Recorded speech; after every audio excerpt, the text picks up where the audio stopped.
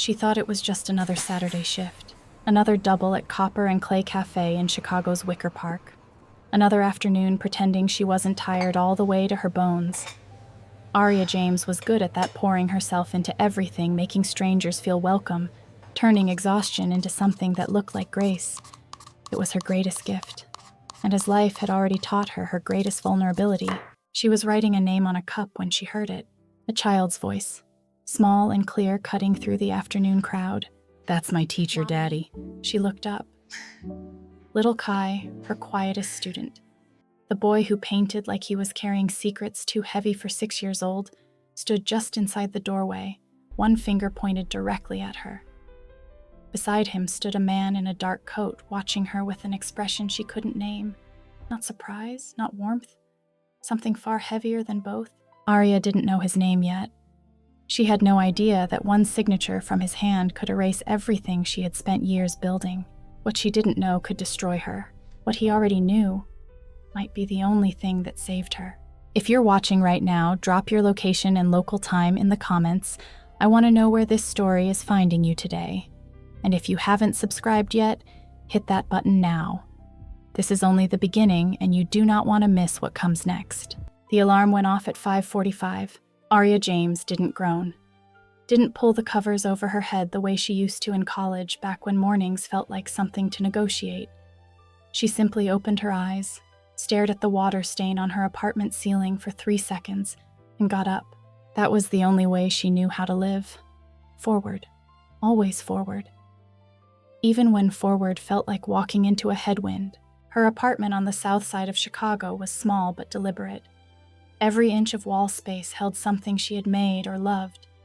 Charcoal sketches pinned above the radiator, paint-stained art books stacked along the baseboard, and beside the kitchen window, a child's drawing taped carefully to the glass. That last one wasn't hers. It was Kai's. He had left it on her desk 3 weeks ago without a word, the way he did everything. Silently. Like a secret being offered to someone he wasn't sure yet could be trusted. She had brought it home without entirely meaning to. ARIA taught art at Harrington Academy, one of the most prestigious private schools on Chicago's North Shore. She was 28 years old, held a master's degree from the School of the Art Institute, and brought more passion to her work than most teachers develop in a full career. She was also the only Black teacher on the faculty, a fact no one ever said out loud. A fact everyone felt in every room, in every meeting, in every conversation that went just slightly too quiet when she walked in. She had been at Harrington for 2 years, long enough to know which parents smiled with their mouths and not their eyes, long enough to understand what it meant when a child was quietly pulled from her elective class with no explanation given, long enough to recognize Diana Cole's particular brand of polished, untraceable hostility. Diana was chair of the Parent Advisory Board, a title she wore like a crown and wielded like a blade. She had never said anything overtly cruel to ARIA. She didn't need to. Diana worked in implications, in redirected budgets, in the architecture of raised eyebrows at faculty meetings. Last month, Diana had submitted a formal recommendation to review the arts curriculum. The language was neutral. The target was not. ARIA had built her counter presentation over 3 evenings, engagement data, student outcome metrics, parent testimonials. She had walked into that review meeting steady and completely prepared. Diana had listened with a pleasant smile and voted against her anyway. That was the world ARIA moved through every single day, showing up with everything she had, being asked to prove it was enough, proving it, and being told it still wasn't quite right. 41 floors above Michigan Avenue, in the corner office of a building that bore his family's name, Kwon Ji-hoon had been at his desk since 4. Sleep was something Ji-hoon managed rather than enjoyed, a resource to be allocated like capital or risk. He ran Kwon Industries, a conglomerate with holdings across real estate, private equity, and ventures that never appeared on the official company website. His decisions were final. His silence in any room carried more weight than most men's loudest words. What troubled him this morning was the drawing on his desk. It had arrived with Kai's weekly therapy report. A single sheet of paper rendered in the thick, unsteady lines of a 6-year-old's hand, 2 figures standing inside a room exploding with color. Chaotic, exuberant color. The kind Kai had not produced in any drawing since his mother died. In the corner, in handwriting that was not his son's, Kai has so much to say. He just needs someone to listen. Ms. James' room, 14. Jihoon had read those 12 words 4 times before setting the page down. His son had not spoken more than 3 consecutive words in 22 months. Jihoon had engaged the best specialists in the city, restructured his entire schedule to be present every evening, done everything that money and discipline and sheer force of will could accomplish. None of it had produced what one art teacher had apparently produced with a set of watercolors and the willingness to sit quietly beside a grieving child. He reached for his phone. Pull the employee file for a Ms. James, Harrington Academy Art Department. A pause.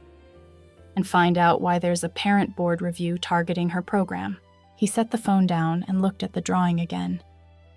At all that wild, unplanned color. At his son's careful signature in the lower left corner, written like a statement, not an assignment. Jihoon turned back to his work. The drawing stayed at the center of his desk, where he could see it. She was writing a name on a cup when the bell above the door chimed. That was how the two worlds met. Not in a boardroom, not anywhere that power usually bothered to announce itself, but in a neighborhood cafe on an ordinary Saturday afternoon over the smell of dark roast and the soft scratch of a marker. ARIA looked up. There was Kai. And beside him, still and dark-coated, watching her with an expression she couldn't immediately name, was a man she had never seen before. She smiled at the boy. Hey, you! What are you doing all the way over here? Kai didn't answer, but he didn't look away either. He walked across the cafe one deliberate step at a time and placed his small hand flat on the counter in front of her, like he was anchoring himself to something solid. ARIA covered his hand with hers just for a moment. I'm really happy to see you, she said quietly. Behind him, the man in the dark coat watched this with an expression that had shifted into something she couldn't classify. Not cold exactly. Something in between, like a window just before the light behind it changes. Hi, ARIA said, meeting his eyes across the counter. What can I get for you both? He looked at her for one long, measured moment. The kind of look that didn't waver and didn't rush. Whatever he wants, Jihoon said. His voice was low and even. He gets what he wants. He was not talking about coffee. ARIA didn't know that yet. But something in her went still the way you go still before a weather change when the air shifts and the birds stop and everything in your body registers what your mind hasn't caught up to yet. She looked back at Kai. So, what are you feeling today, sweetheart? And Kai, quietly, carefully in front of his father on an ordinary Saturday, smiled. The meeting was scheduled for Tuesday at 3. ARIA had known it was coming. The formal letter arrived in her school mailbox Monday morning, printed on Harrington letterhead, signed by Principal Hargrove in his careful, apologetic cursive. A curriculum review hearing. All faculty with programs under budget consideration were expected to attend and present. Budget consideration. She read those 2 words standing in the hallway, her back straight, her face giving nothing away. Around her, students moved between classes, backpacks, swinging sneakers, squeaking on polished floors. None of them noticed the way her hand tightened on the envelope. She had been here before. Not at this school, but in this exact moment. The moment when the institution meant to protect you turned bureaucratic language into a weapon and handed it to the people who wanted you gone. She folded the letter into her bag. Then she went back to her classroom, closed the door, and spent the rest of the day teaching. Because that was what she did. No matter what was happening outside that door, inside it, there were children who needed her present and whole. Tuesday arrived gray and cold, the kind of Chicago March morning that reminded you winter wasn't finished yet.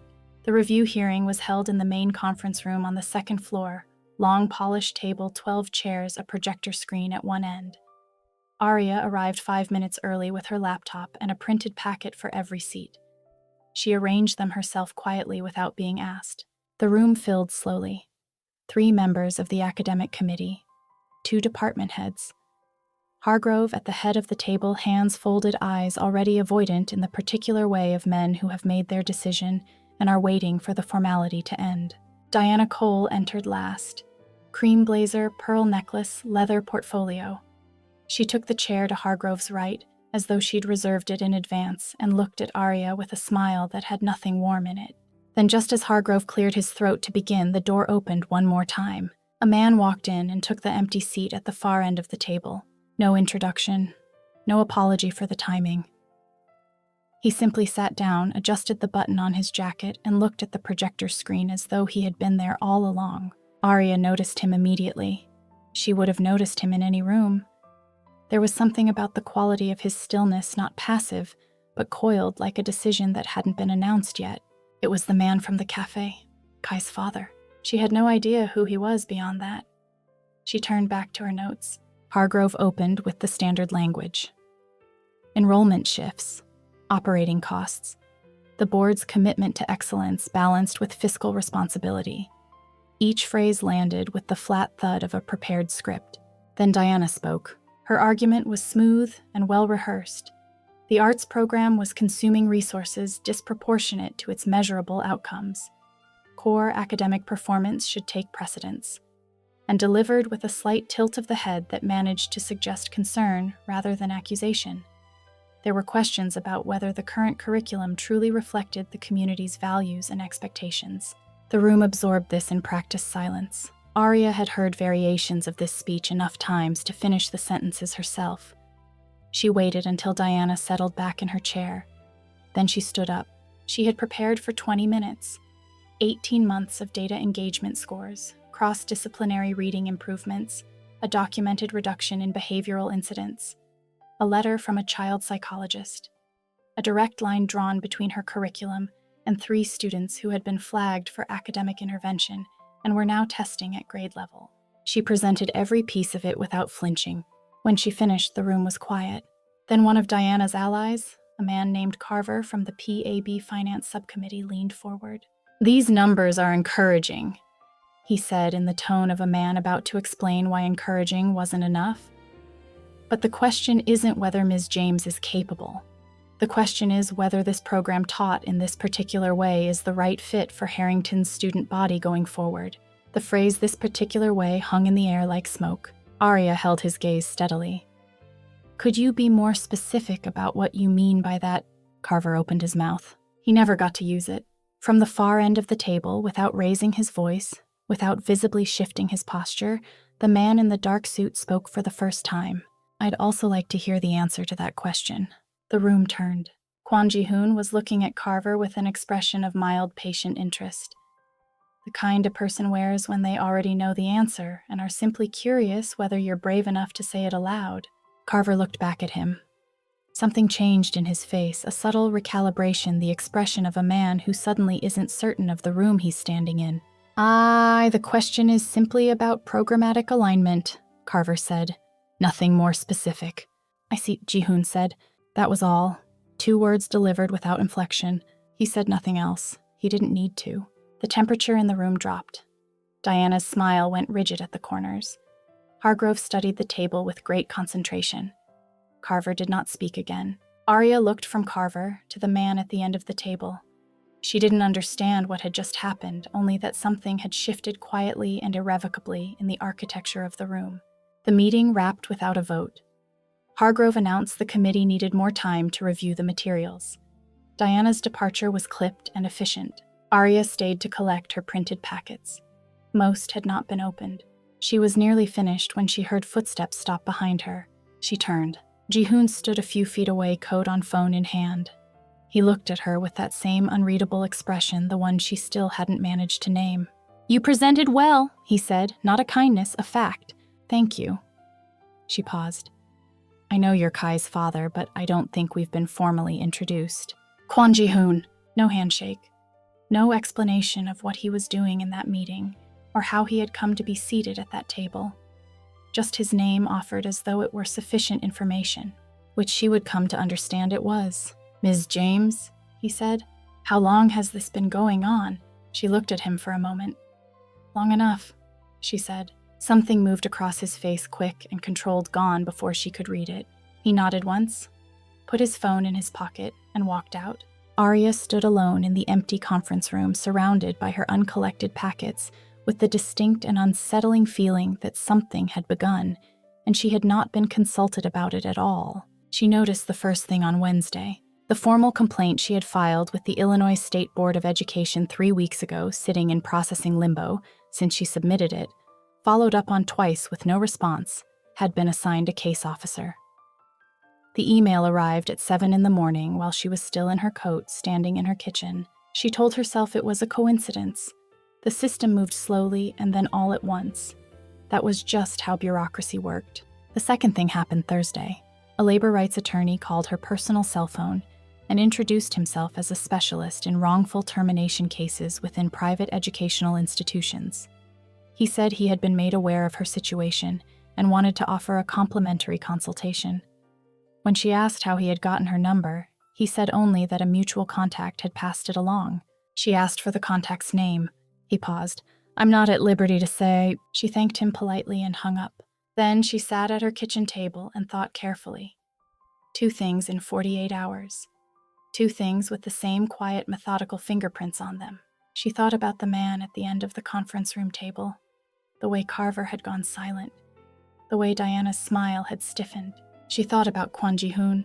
And then, because ARIA James had not survived everything she had survived by waiting for other people to make decisions about her life, she picked up her phone and called Quan Industries. The receptionist told her Mr. Quan was unavailable. ARIA said she would wait.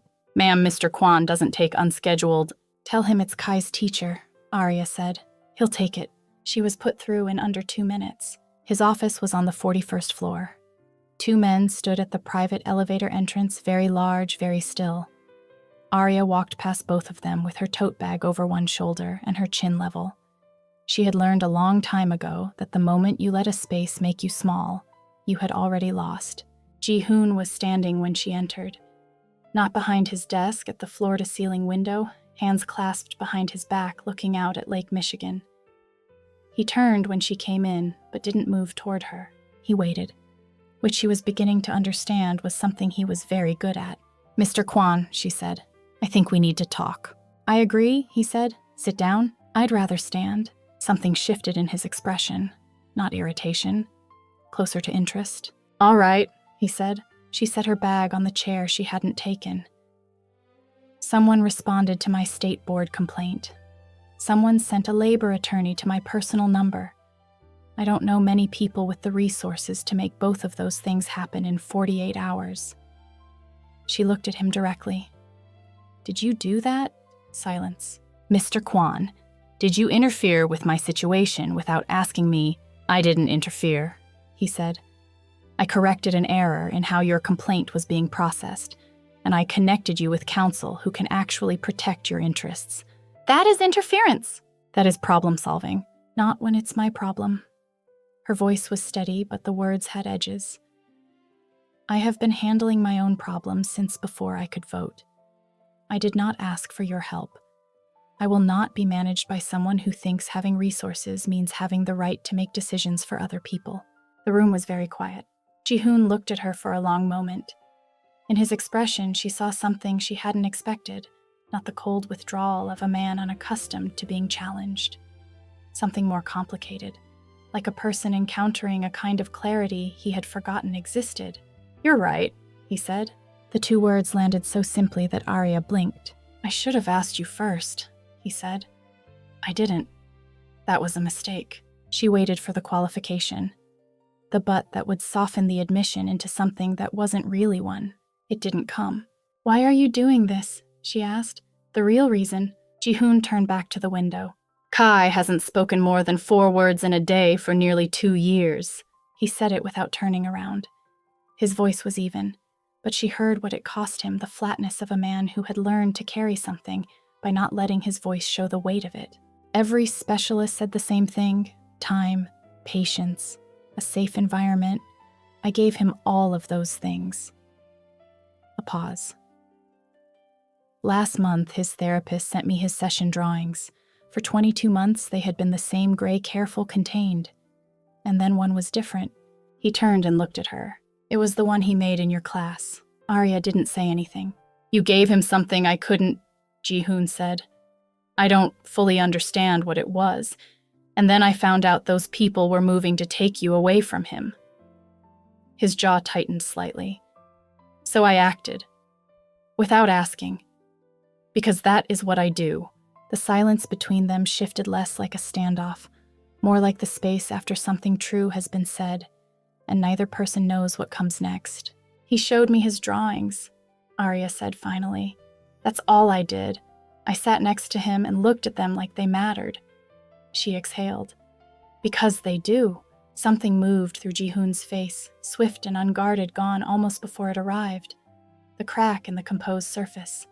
The place where the grief lived, carefully maintained and quietly enormous. Mr. Kwon, she said more quietly. I understand why you did what you did, but if you want to help me, you have to ask. That is the only way I will accept it. He nodded once. Understood. She moved toward the door. Her hand was on the frame when he spoke. Ms. James? She paused. Kai asked this morning if you would be at school tomorrow. His voice was carefully neutral. I thought you should know. ARIA stood in the doorway, her back to him, looking at the long corridor ahead. Tell him yes, she said. Tell him I'll be there. She walked out. Behind her, in the silence of the 41st floor, Kwon Ji-hoon stood at the window for a long time. He had negotiated with some of the most dangerous men in the country. He had never once in his adult life been told simply, directly, without cruelty, that he had done something wrong and needed to do better. He wasn't sure what to do with the feeling it left behind. He wasn't entirely sure he wanted it to go away. It took Diana Cole exactly 9 days to escalate. On a Thursday evening, a post appeared on the Harrington Academy Parent Community Forum under an anonymous account. The language was careful and precise, the kind that suggested legal review before posting. It described alleged incidents involving an unnamed art faculty member and inappropriate conduct with a student. No names were used, but the details were specific enough, the classroom number, the grade level, the day she held after-school sessions, that every parent who read it knew exactly who was being described. By Friday morning, the post had been shared 47 times. She found out through a colleague who texted a screenshot at 6 a.m. with 3 words, "You need to see this." She read it once, set her phone face down on the kitchen table, sat very still. This was the thing about certain kinds of attacks, they didn't need to be true to do their damage. The allegation alone was sufficient. She had spent 2 years at Harrington being careful, documented, twice as measured as anyone else on that faculty, precisely because she understood that a woman like her had no margin for ambiguity. Diana Cole had found the one weapon that made all of that irrelevant. By Saturday, an emergency conduct review had been called. A formal letter arrived by courier. Pending the outcome, ARIA was placed on administrative leave effective immediately. Not to enter the building, not to contact students or their families. She stood on her apartment steps with the letter in the March wind and thought, I have done everything right. And it was never going to be enough. Her phone rang. Ms. James? Ji-hoon's voice, quiet and even. I've seen the post. How? I have people who monitor situations involving anyone connected to my son's life. A pause. I should have told you that. I'm telling you now. What do you want? The conduct review is Monday at 9, he said. I'd like your permission to attend. The word permission sat between them. She recognized what it cost him. A man like Kwon Ji-hoon did not ask permission. He had learned to because she had asked him to. And he had remembered. What would that accomplish? She said. Everything, he said simply. But only if you want it. She was quiet for a long time. All right, she said. You can come. Monday. ARIA dressed carefully, black blazer, white shirt, her grandmother's gold earrings. She had learned early that how you entered a room determined what happened inside it. The conduct review board was assembled in the same second-floor conference room. Ellis, the board chair, sat at the head of the table, flanked by 2 outside legal advisors. Diana Cole was positioned to the side as a concerned community stakeholder, hands folded, expression composed. She didn't need to say anything. The machine was already running. ARIA walked in alone, straight-backed, still. Ellis was midway through his opening statement when the door opened. Ji-hoon walked in. No assistant, no entourage. Just the dark suit and the quality of stillness that entered a room before he did and rearranged it. He took the empty chair across from Ellis and set a single manila folder on the table. The room went very quiet. This is a closed proceeding, Ellis said. May I ask who? Kwon Ji-hoon. One of the legal advisors leaned in and said something quietly. Ellis's expression shifted. Across the table, Diana had gone still in a way that was different from her usual composure. This was the stillness of someone whose calculations had just encountered a variable they hadn't included. Jihoon opened the folder. He did not raise his voice. He simply pushed a document across the table toward Ellis and said, "I believe there's been a mistake. I'd like to give the board the opportunity to correct it." What followed over the next 40 minutes was quiet, methodical, and complete. Financial records showing 73% of Harrington's operating endowment, the renovation, the scholarships, the salary increases flowed from a single source. His digital forensic analysis tracing the anonymous post to a device registered to a company whose registered agent was Diana Cole's husband. 14 months of internal PAB emails documenting a coordinated campaign to manufacture grounds for ARIA's dismissal explicit in ways the public campaign had never been. Diana spoke once. These were obtained through legal discovery processes initiated by Ms. James's counsel, Jihoon said without looking at her. All admissible. Diana closed her mouth. Jihoon looked at Ellis. Ms. James has been an exemplary educator. The record is clear. His voice had not changed in temperature across the entire proceeding. The question is whether Harrington is an institution that acts on evidence or one that acts on pressure. That distinction has significant implications for this school's standing and its funding. He left that last word exactly where he placed it. Ellis looked at the documents, then at the legal advisor already writing beside him. "We'll need a short recess," he said.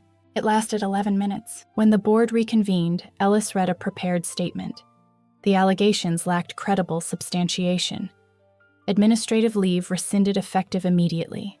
Matter closed. Diana Cole was gone before the statement finished. Her chair empty. The door still swinging. ARIA sat at the table and did not move. Around her voices. Papers being gathered. Someone saying her name.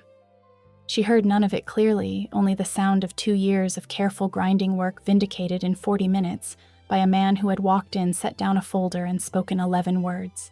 She stood slowly. Jihoon was still at the table. When he looked up, she finally had a name for the expression he had always worn around her. Certain, like he had already decided something long before she knew there was a decision being made. "Why?" she said. He turned toward the window. The movement of a man who finds honesty easier when he isn't being watched. "When I walked into that café, Kai saw you before I did," he said. He hadn't moved toward anyone in 2 years. A pause. "I spent those years trying to fix what I broke, with money and control and discipline." His voice was even, but underneath quietly, it was not. "You sat next to him and looked at his drawings, and he came back." He turned, looked at her directly. "I would not let anyone take that from him, or from you." The room was empty, just the two of them and the March light. ARIA looked at this man, composed, dangerous, careful, and felt something shift in her chest she hadn't anticipated. Not gratitude. Something different. The feeling of being seen by someone who hadn't needed her to explain herself first. "Thank you," she said quietly. Jihoon nodded once. Outside, the city moved on. But in that room, something had been decided. Neither of them said it aloud. Both of them knew. Spring came to Chicago, the way it always did, not gently, but insistently shouldering winter aside, until one morning the trees along the boulevard had quietly decided to bloom without asking anyone's permission. ARIA noticed it on the walk to the studio. She had not gone back to Harrington, not because she couldn't. Ellis had rescinded the leave, the record had been cleared, and Hargrove had called twice with an apologetic tone that told her he understood exactly what had happened and was hoping she'd make it easy for everyone by pretending she didn't. She had been polite on both calls, and she had said no. What Diana Cole had done had not broken her. But it had clarified something she had been circling for 2 years, that she had been pouring herself into an institution that saw her presence as a problem to be managed rather than a gift to be used. She had known it. The conduct review had simply removed her last reason to keep waiting. She found the space in Wicker Park, a former print shop on a corner lot, 3 blocks from the café where Kai had first pointed her out. Wide windows, concrete floors, a back room large enough for 20 children, and their worst ideas about color. She signed the lease on the last day of February. The studio was called Ground Floor. No testing, no standardized curriculum, no ranking of talent. simply a place where children could come on weekday afternoons and Saturday mornings and make things with an adult who believed the act of making was itself the education. She had 3 families enrolled before she finished painting the walls. She did not know when she signed the lease how she was going to sustain it. She found out 3 days later when a letter arrived from the Kwan Foundation's Arts Endowment Division, a 3-year operating grant. Formal, thorough, and making no mention of how the foundation had come to know about Ground Floor, before it had opened or before ARIA had submitted anything to anyone. She stood in the half-painted studio, holding the letter, and laughed. Actually laughed for the first time in months. Not at the money, but because the letter was addressed to ARIA James' founder. She had never been called that before. She called Kwan Industries. The receptionist put her through in under a minute. "You did it again," she said. A pause. "The foundation operates independently of..." "Jihoon." Silence. "You should have asked," she said. A shorter pause. "You're right. Then, will you accept it?" She looked around the studio. The wide windows, the concrete floors, the back wall she planned to cover in corkboard, so children could pin their work at their own eye level. "Yes," she said, "but next time you ask first." "Understood," he said, and she heard very faintly something she was learning to recognize as the closest Jihoon came to warmth. "Congratulations, Ms. James." He brought Kai on opening day. He had asked 3 days before whether Kai could attend the first Saturday session, framed as an enrollment inquiry. She had said yes without pointing out that Kwan Industries had just funded 3 years of those spots into existence. They arrived 10 minutes early. Kai walked through the door first, not tentatively, but with the deliberate pace of a child who had learned to trust his own steps. He looked around the studio, then turned to his father and said with complete certainty, "This is a good place." Jihoon looked at ARIA. She looked at him. Neither said anything. The silence had the quality of 2 people standing in the same understanding without needing to narrate it. Kai had already crossed to the supply shelves examining watercolor sets with the expression of a professional assessing tools. "He's been talking more," Jihoon said quietly, not as a report, as something he was still getting used to. "Every evening this week. This morning he told me his breakfast tasted like winter."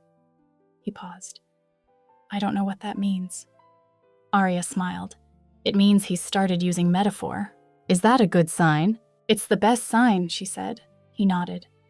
"Then because he was Jihoon and he did not leave things unresolved, I owe you another apology for acting without asking more than once." "You already apologized." "I'm apologizing again." He held her gaze. "And I want to be clear that it wasn't only about Kai." The studio was filling around them. Children, arriving coats coming off hands, reaching for supplies. Someone had turned on a small speaker and a quiet jazz record played. The room was becoming exactly what she had imagined. ARIA looked at Jihoon. At the composed, careful face she had been learning to read for months, the face that said very little and meant considerably more. "I know," she said. "I would like to..." He stopped. And in that pause, she saw something she hadn't seen from him before: the slight discomposure of a man who had been certain about everything and was for the first time uncertain about something that mattered more than the rest. "Ask," she said. He looked at her. "I'd like to take you to dinner, not related to the foundation or Kai." A pause. "As myself." Behind her, Kai was explaining to another child the correct way to rinse a brush with the quiet authority of a 6-year-old who had been thinking about this for some time. ARIA looked at Jihoon, this dangerous, careful, quietly extraordinary man who had walked into a neighborhood cafe and seen something worth protecting, and had spent months learning imperfectly and genuinely how to protect it in a way she could accept. "Yes," she said, completely, with all of herself behind it. Something shifted in Jihoon's face, the expression of a man who had been holding something carefully for a long time and had just been told he could set it down. "Saturday," he said. "Saturday," she agreed. Across the room, Kai had settled at a wide table with 3 other children, his brush moving in long, confident strokes. He looked up once caught ARIA's eye and raised his brush in a small, deliberate salute. She raised her hand back. Jihoon watched in silence. "He drew another picture last night," he said. "I thought you should know what was in it." "What was in it?" He looked at her certain, and something newer underneath. something open and unhurried. Us, he said simply. All three of us, standing in a room full of color. The studio hummed with voices.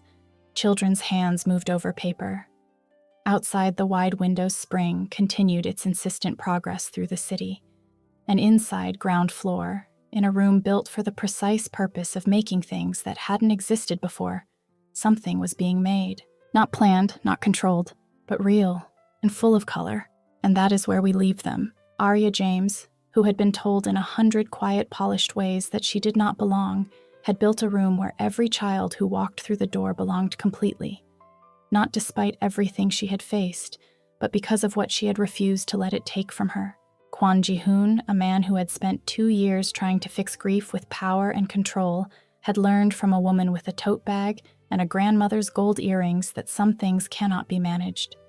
They can only be shown up for, honestly, imperfectly, again and again. And Kai, who had been silent so long that silence had begun to feel like his whole self, had picked up a brush and painted 3 figures standing together in a room full of color, and called it the truth. Sometimes the most important things in a life are not the ones we plan for. They arrive on ordinary Saturdays, through cafe doors, in the quiet decision of a child who chooses without explanation to trust. If this story moves something in you, tell me in the comments. What moment stayed with you? Was it ARIA's refusal to be made small? Kai's first smile. The moment Jihoon learned to ask instead of act. Subscribe if you haven't. Like if it meant something, share it with someone who needs it today. There are more stories like this one waiting. I'll see you in the next one.